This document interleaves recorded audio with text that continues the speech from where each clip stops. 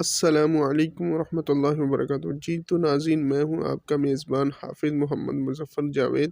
امید کرتا ہوں کہ آپ سبھی خیریت سے ہوں گے۔ اللہ پاک آپ کو اپنے حفظ و ایمان میں رکھیں۔ اللہ پاک آپ کی عمر میں، آپ کے علم میں اور آپ کے عمل اور آپ کے رزق میں برکت دے، آمین یا رب العالمین۔ ویلکم کرتا ہوں آپ کا Alnoor online Quran academy YouTube channel پر۔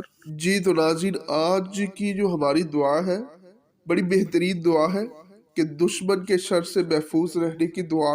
ٹھیک ہے، کسی بھی دشمن ڈر ہے کہ یہ بندہ یا فلاں آدمی جو ہے شر ڈال سکتا ہے، ٹھیک ہے، شر کا ڈر ہے، تو یہ ہمیں جو ہے یہ دعا پڑھنی چاہیے۔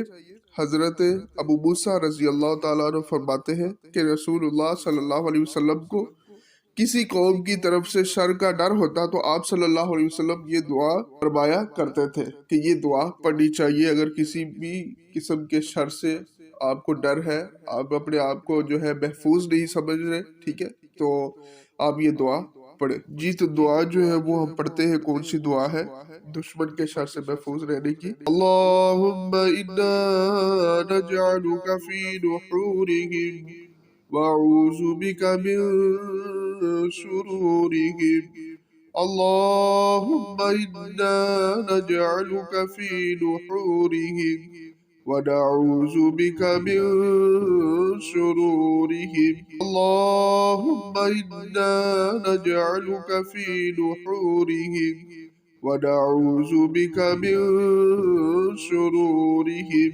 اے اللہ، ہم مدافعت کے لیے تجھے ان کے مقابلے میں کرتے ہیں اور ان کے شر سے تیری پناہ طلب کرتے ہیں۔ تو ناظرین، یہ ہمیں دعا پڑھنی چاہیے، ٹھیک ہے، دشمن کے شر سے محفوظ رہنے کے لیے۔ یہ اللہ کے نبی نے ہمیں حکم بھی دیا ہے، ٹھیک ہے، اور وہ پڑھا بھی کرتے تھے، ٹھیک ہے، فرمایا بھی کرتے تھے صحابہ کرام کے سامنے، ٹھیک ہے، تو ہمیں بھی یہ۔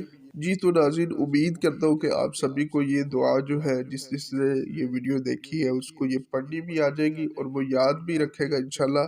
جس موقع پہ جو دعا آپ نے پڑھنی ہے، جو آج سیکھی ہے، ٹھیک ہے، وہ انشاءاللہ آپ پڑھیں گے۔ اللہ رب العزت ہمیں عمل کی توفیق عطا فرمائے۔ اللہ رب العزت ہم سب کا جو حامی و ناصر رہے۔ جزاکم اللہ خیر و احسن الجزاء۔